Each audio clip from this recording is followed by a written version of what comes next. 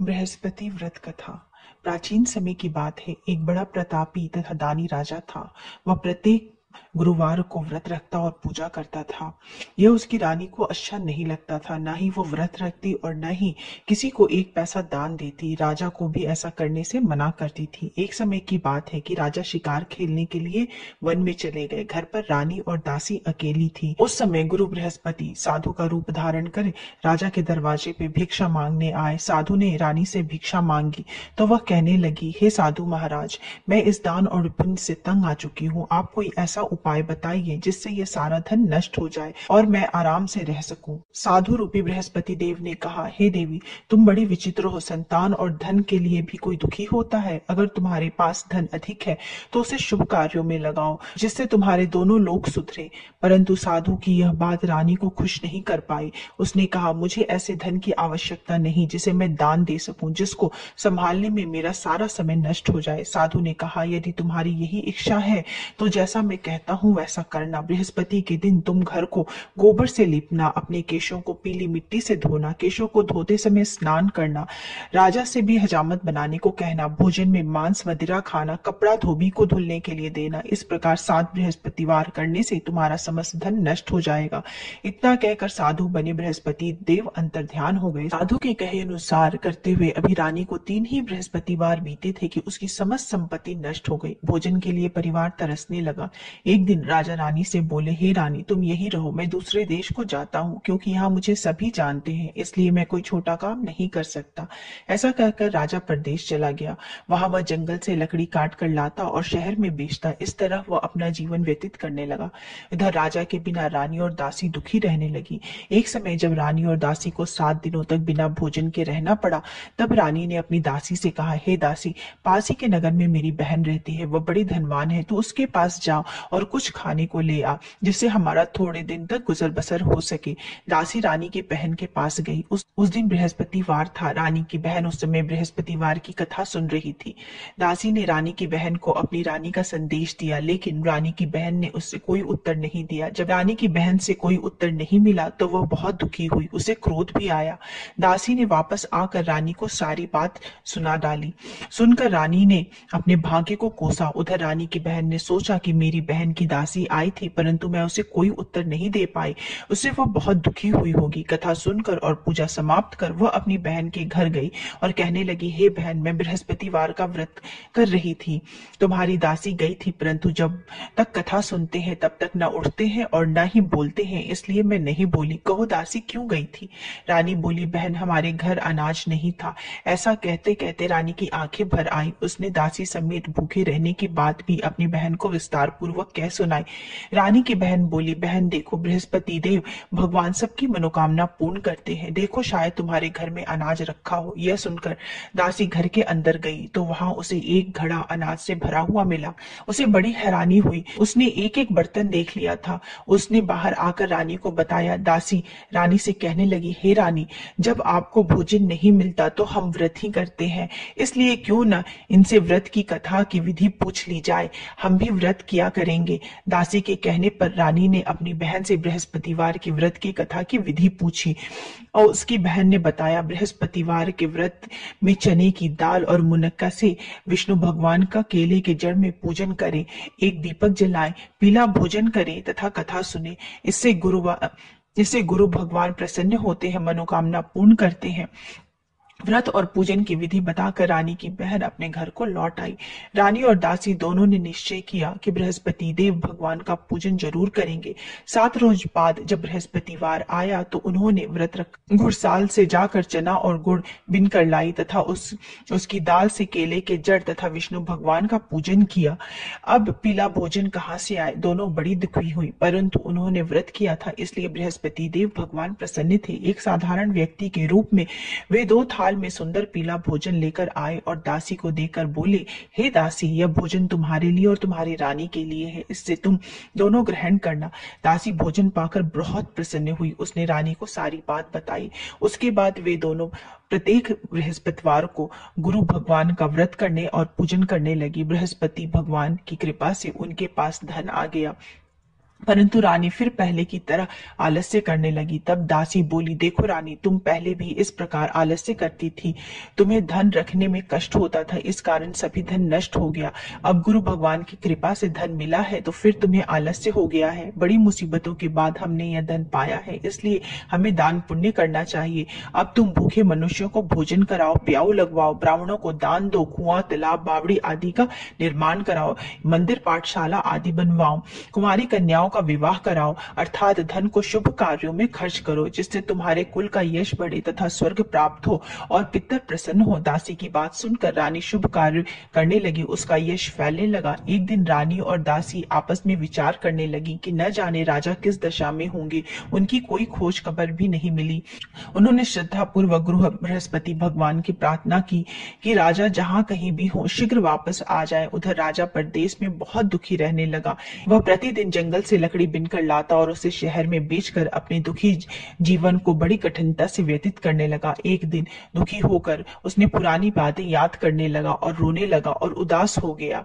उस समय राजा के पास बृहस्पति देव साधु का वेश में आकर बोले, हे लकड़हारे, तुम इस सुनसान जंगल में किस चिंता में बैठे हो, मुझे बताओ। यह सुनकर राजा के नेत्रों में जल भर आया। साधु की वंदना कर राजा ने अपनी संपूर्ण कहानी कह सुनाई।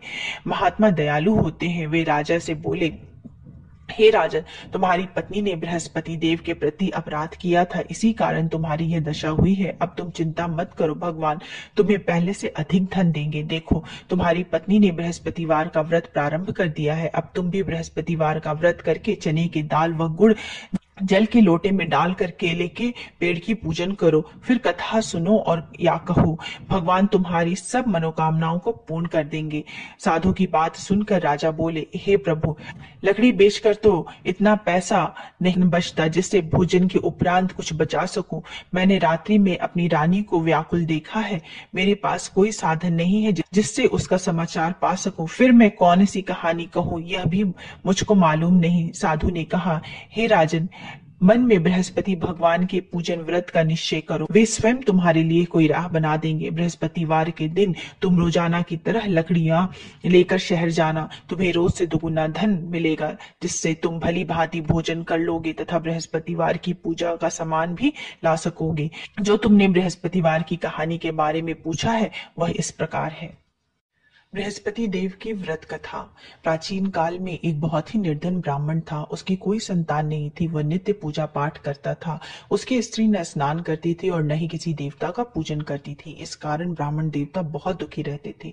भगवान की कृपा से ब्राह्मण के यहाँ एक कन्या उत्पन्न हुई। कन्या बड़ी होने लगी। प्रातः स्नान करके वो भगवान विष्णु का जप करती थी। बृहस्पतिवार का व्रत भी करने लगी। पूजा पाठ समाप्त कर पाठशाला जाती और अपनी मुट्ठी में जौ भर के ले जाती थी और पाठशाला के मार्ग में डालती जाती। लौटते समय वही जौ स्वर्ण के हो जाते थे और उनको बीनकर वो घर ले आती। एक दिन वह बालिका सूप में सोने के जौ को फटक कर साफ कर रही थी। तभी उसकी माँ ने देख लिया और कहा कि हे बेटी, सोने के जौ को फटकने के लिए सोने का सूप होना चाहिए। दूसरे दिन गुरुवार था। कन्या ने व्रत रखा और बृहस्पति देव से सोने के सूप देने की प्रार्थना की।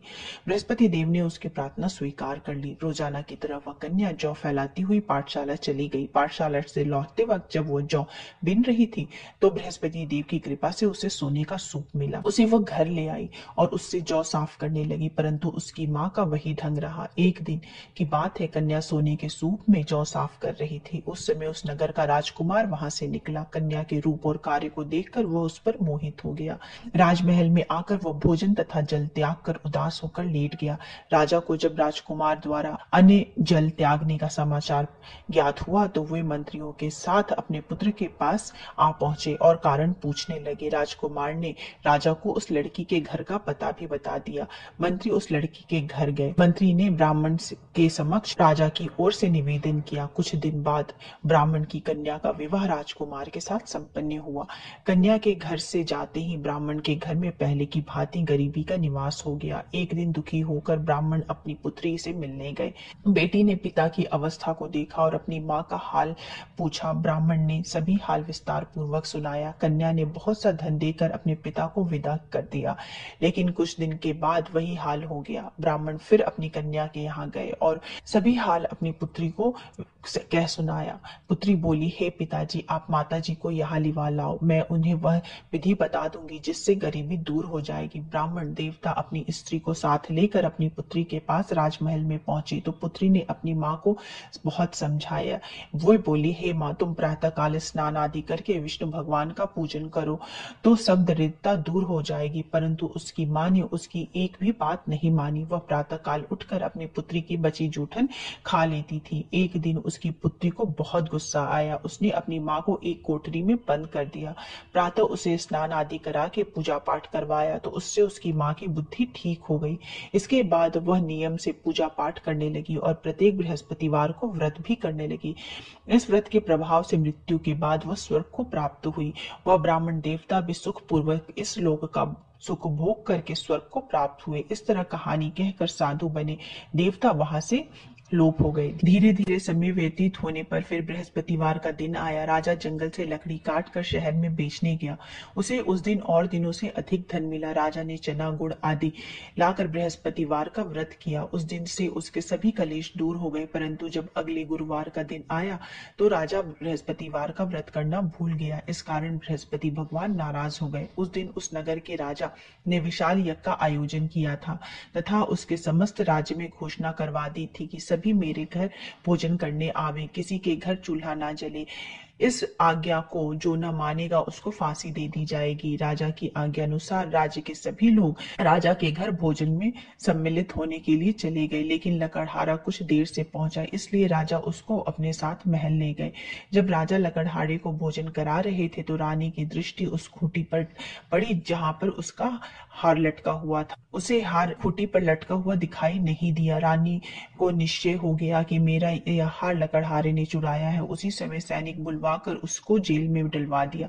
लकड़हारा जेल में विचार करने लगा कि न जाने कौन से पूर्व जन्म के कर्म से मुझे यह दुख प्राप्त हुआ है और जंगल में मिले साधु को याद करने लगा। तत्काल बृहस्पति देव साधु के रूप में प्रकट हो गए और कहने लगे, अरे मूर्ख, तूने बृहस्पति देवता की कथा नहीं की, इसी कारण तुझे यह दुख प्राप्त हुआ है। अब चिंता मत कर, बृहस्पतिवार के दिन जेल खाने के दरवाजे पर तुझे 4 पैसे पड़े मिलेंगे। उससे तू बृहस्पतिवार की पूजा करना, तेरे सभी कष्ट दूर हो जाएंगे। अगले बृहस्पतिवार को उसे जेल के दरवाजे पर 4 पैसे पड़े मिले। राजा ने पूजा का सामान मंगवा कर कथा कही और प्रसाद बांटा।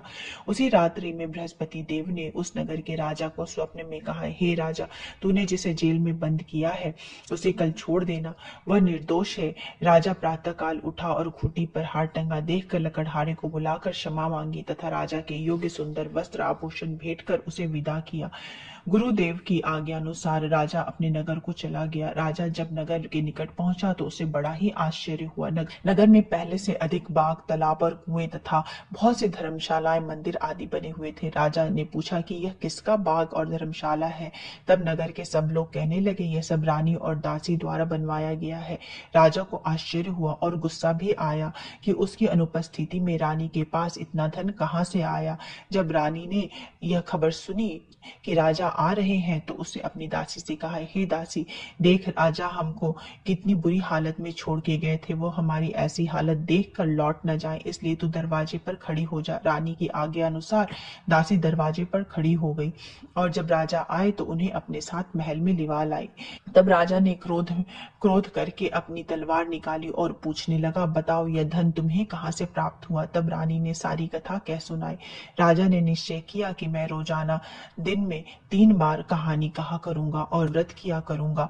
अब हर समय राजा के दुपट्टे में चने की दाल बंधी रहती थी और दिन में 3 बार कथा किया करते थे। एक रोज राजा ने विचार किया कि चलो अपनी बहन के यहाँ हो आओ।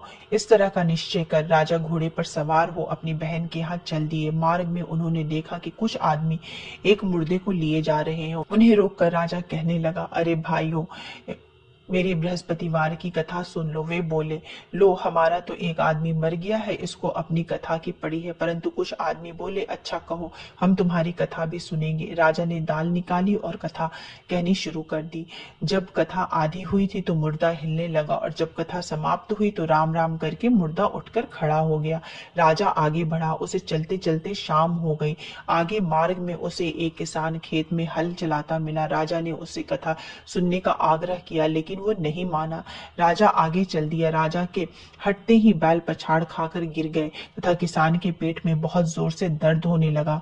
उसी समय किसान की माँ रोटी लेकर आई। उसने यह सब देखा तो अपने पुत्र से सब हाल पूछा। बेटे ने सभी हाल कह बताया। बुढ़िया दौड़ी दौड़े उस घुड़सवार के पास पहुंची और उससे बोली, मैं तेरी कथा सुनूंगी, तू अपनी कथा मेरे खेत में चलकर कहना। राजा ने लौटकर बुढ़िया के खेत में जाकर कथा कही, जिससे सुनते ही बैल खड़े हो गए तथा किसान के पेट का दर्द भी बंद हो गया। राजा अपनी बहन के घर पहुंचा। बहन ने भाई की खूब मेहमानदारी की।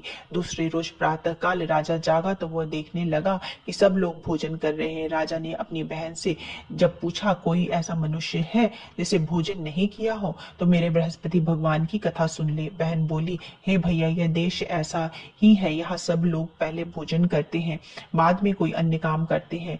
फिर वह एक कुम्हार के घर गई जिसका लड़का बीमार था। उससे मालूम हुआ कि उसके यहाँ 3 दिन से किसी ने भी भोजन नहीं किया है। रानी ने अपने भाई की कथा सुनने के लिए कुम्हार को कहा। वह तैयार हो गया। राजा ने जाकर बृहस्पतिवार की कथा कही, जिससे सुनकर उसका लड़का ठीक हो गया। अब तो राजा की प्रशंसा होने लगी। एक दिन राजा ने अपनी बहन से कहा, हे बहन, मैं अब अपने घर को जाऊंगा, तुम भी तैयार हो जाओ। राजा की बहन ने अपनी सास से अपने भाई के घर जाने की आज्ञा मांगी। सास बोली, हाँ चली जा, मगर अपने लड़के को मत ले जाना, क्योंकि तेरा भाई के कोई संतान नहीं है। बहन ने अपने भाई से कहा, हे भैया, मैं तो चलूंगी, परंतु बालक नहीं जाएगा। अपनी बहन को भी छोड़कर दुखी मन से राजा अपने नगर को वापस लौट आया। राजा ने अपनी रानी से सारी कथा कह सुनाई। बिना भोजन किए वह शैया पर लेट गया। रानी बोली, हे प्रभु, बृहस्पति देव ने हमें सब कुछ दिया है, वे हमें संतान भी अवश्य देंगे। उसी रात बृहस्पति देव ने राजा को स्वप्न में कहा, हे राजा, उठ, सभी सोच त्याग दे, तेरी रानी गर्भवती है। राजा ने यह जानकर बड़ी खुशी हुई। 9वें महीने रानी के गर्भ से एक सुंदर पुत्र पैदा हुआ। तब राजा ने बोला, हे रानी, स्त्री बिना भोजन के रह सकती है, परंतु बिना कहे नहीं रह सकती। जब मेरी बहन आए तो तुम उससे कुछ मत कहना। रानी ने हाँ कर दी।